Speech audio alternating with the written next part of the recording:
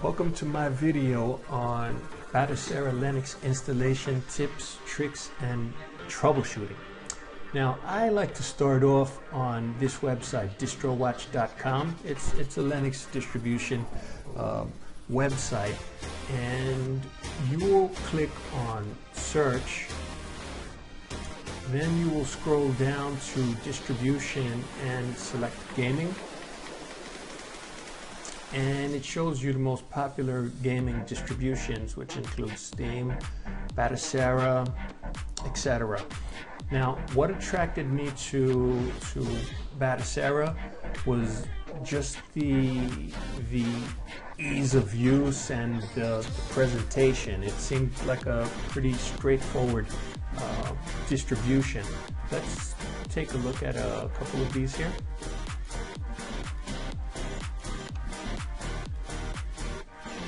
This is Steam, which is extremely popular distribution, but it's a little too commercial for me. This is Batocera, and what really attracted me on the onset was the emulation station front end that you see presented here. Next was Box, and you can see the RetroArch front end presented here. Next is Linux Council, and I kind of veered away from it because its category is desktop gaming and for old computers, so it's trying to do a lot of things. I really wanted something that was doing just one thing. And Super Gamer did catch my interest. I did load it up via virtual machine, and it seems to me like it's just another Ubuntu distribution here. I'll have to test it a little more. And Box is pretty much similar to Batocera. So once you've picked your distribution, in my case here it was Batocera, you're going to navigate to their website and download the software. Once the software is downloaded, you're going to need a tool called Etcher, and you would navigate to the Etcher website and download the Etcher software. This tool is going to be used to flash the Batocera image onto a USB drive. Once Batocera is flashed on the USB drive, you're going to take that USB drive and plug it in to the computer where you want to either run Batocera or to install Batocera. Now I'm going to go on to discuss some of the tools that you may use during your Batocera installation and configuration. Now, the first one that I would recommend here is Linux File System for Windows by Paragon. So you would just go over to paragonsoftware.com and you're going to download the Linux File System for Windows. Basically, what this is going to allow you to do on your Windows computer, it's going to allow you to transfer files from your Windows computer to your ext4 partition that Batocera Linux uses. Keep in mind that Linux File System for Windows is a demo program. I believe it's available for about 10 days, and the reason that I recommend it is because the default installation type for Batocera is you're going to be transferring your games through your Wi-Fi, through your home network, and that's going to work okay for smaller games. But once you start to transfer bigger games, this can take days. So that's why I recommend the Linux File System for Windows, so you could access the ext4 partition on Batocera to do the big transfers. Next tool that I'm going to recommend is Notepad++. The reason that I'm recommending that you download Notepad++, which is a free application, is because you may need to edit some of the configuration files inside of Batocera. And the way that you're going to edit these configuration files is you're going to access your Batocera box via your network, and you will open the configuration files with Notepad++. These next two tools are completely optional. So FileZilla for file transfer, and you might ask what's the difference with FileZilla transferring files or transferring files via your Windows share. The difference with FileZilla is it's going to pick up exactly where it left off at. So it knows exactly how many files were transferred and received, as opposed to just transferring a group of files through the Windows file system, the network share. It doesn't really know how many, so it's going to go into the remote folder and it's going to have to recount everything. So FileZilla is, if you want to get a little bit deeper. For this application, I'm not really using FileZilla, but I'm just putting it out there in case you want to know. And also the PuTTY tool is good to have on hand to SSH and telnet onto the client. Next, let's take a look at my system. So the system that I'm using for this build is an old compact 6000 Pro Core 2 Duo 3 gigahertz machine with 4 gigs of RAM. This is a machine that I've had laying around collecting dust pretty much. So I just cleaned up the machine, and this is what I loaded the Batocera Linux on. Next, you're going to need a USB external hard drive enclosure. This is the one I have here. This is another one. I have a single bay one like this one. And basically the reason that you're going to need this type of USB hard drive enclosures basically could be used in a couple of applications. So one scenario is you've downloaded the Batocera Linux image, and then you're going to flash it. Most people flash it to a USB drive, but one application can be that you will flash it directly to the hard drive on the machine, which is this here. That can be one application. Now another application is, and this was my application, I downloaded the Batocera, I flashed it to a USB, then I installed it to my HP machine, and I was transferring everything over through file transfer, and I noticed that the big games were taking forever. So I had to take the hard drive out of my compact, and I put it into my USB enclosure and connected it to the main machine, and then I loaded up the LFS for Windows by Paragon to transfer the big games over to my enclosure. At the core of Batocera is RetroArch gaming emulation.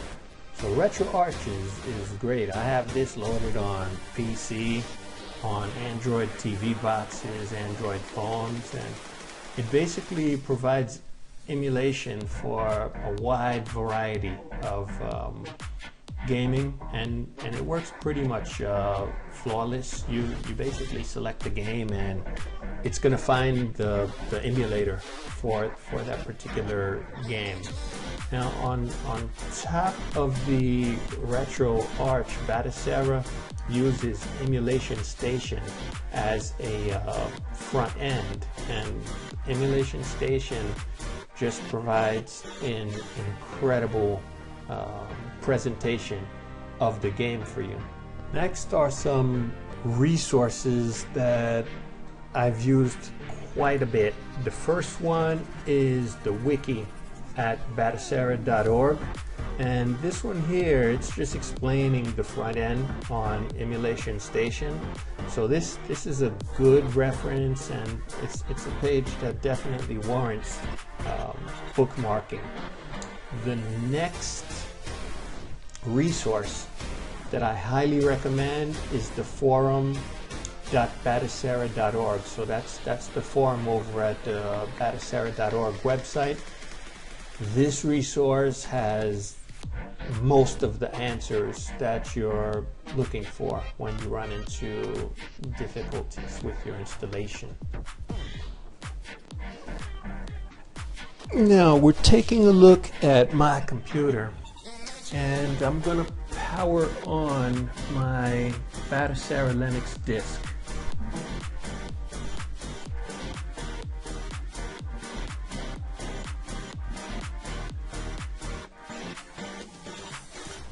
So this is the actual hard drive for the Batocera Linux disk. So on this side you have what Windows is able to see, and on this side you have what the Linux file system by Paragon is able to see. So I'm going to open both of them up just to show you the difference. Okay, so on the left side is what Windows is able to see, and on the right side is what Linux file system by Paragon is able to see. So keep in mind that I have the Batocera disk connected, the actual entire hard drive connected via the USB enclosure. When you're connecting over the network, you're going to be able to see the entire Linux file system that you see here on the right hand side of the screen. But the reason that we're using the USB enclosure is because with some big games it can take forever to transfer them over to the network. And all this convenience is thanks to the Linux file system by Paragon. As you can see here, it shows you the J share has the ext4 file system with a GPT partition. So this is J, and that's allowing us to see everything on that drive. All right, let's take a look at how we determine which systems show up on our Batocera menu. The first thing that we will do is to go ahead and remote into our Batocera share.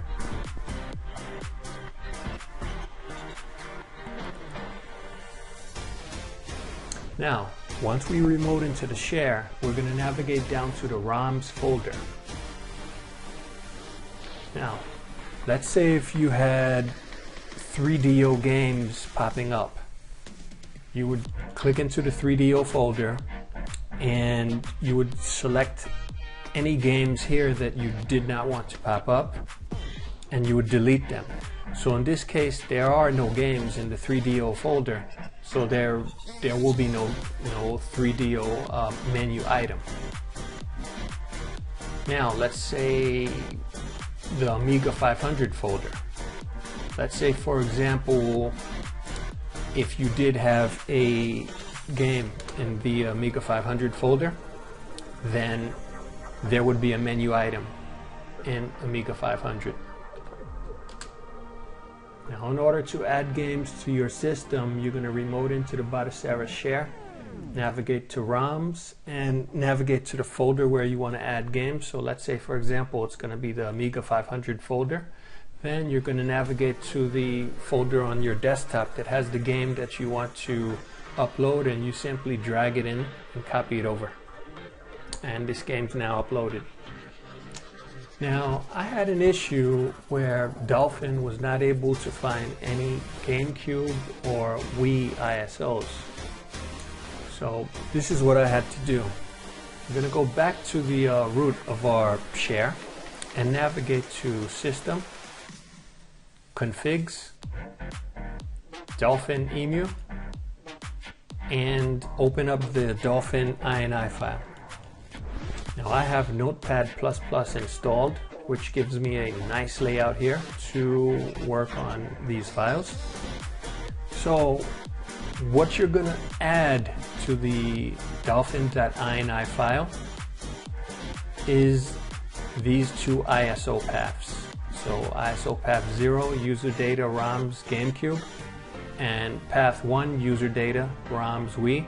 And make sure on the ISO paths that you specify that there's 2 ISO paths. Also on the Batocera Linux box itself, what you can do is type F1, which will bring you to the File Explorer. Then on the top left, you would click on Applications, and it's going to give you a shortcut where you could launch Dolphin in order to add these ISO paths.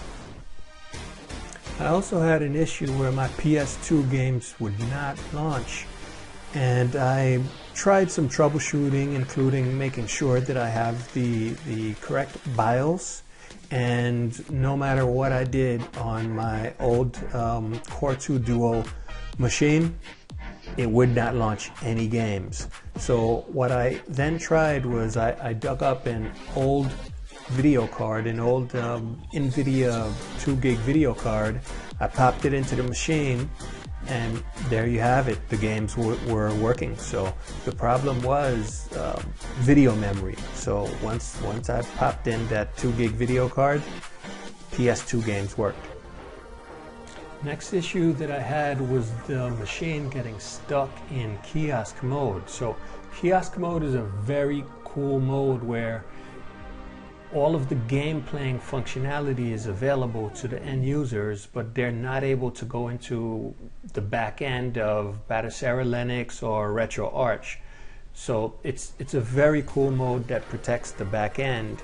So to get out of kiosk mode, it tells you that the code on your gamepad is AAABA. I tried it so many times and it was just not working. So what I found out is that RetroArch sometimes reverses the keys.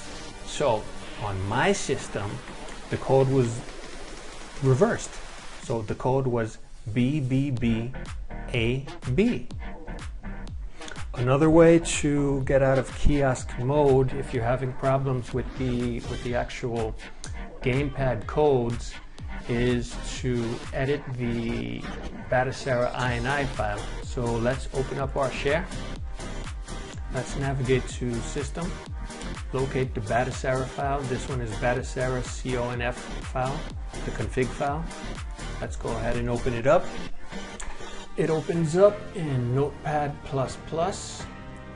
The line that we're looking for is system.es.menu equals default. That's what you're going to put it back to in order to unlock kiosk, default. If the kiosk was set up, it would say kiosk right here.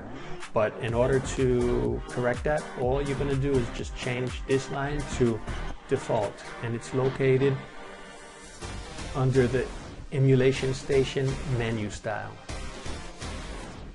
Batocera is going to give you warnings on BIOSes, and I don't worry too much about that. There's actually a setting where you could turn off the BIOS warnings, but if you want to have all the BIOSes that are recommended in Batocera in order to eliminate those warnings, you could check this post on Reddit, which I've referenced on my site, where they have a link to the GitHub downloads of all the different BIOS collections. So it's really cool. All the BIOSes for RetroArch for the different systems. And I want to give a big shout out to ETA Prime, whose video, I also have a link of ETA Prime's video, how to install set up recall box on PC Batocera Linux x86. That was a great video. It inspired me to get into this project, and I've had a lot of fun doing it. Also, I link Wagner's Tech Talk, how to set up Batocera Linux and turn your old PC laptop into a retro gaming beast. So 2 really good videos that you should check out. So be sure to share, like, comment, and subscribe. Thank you for watching.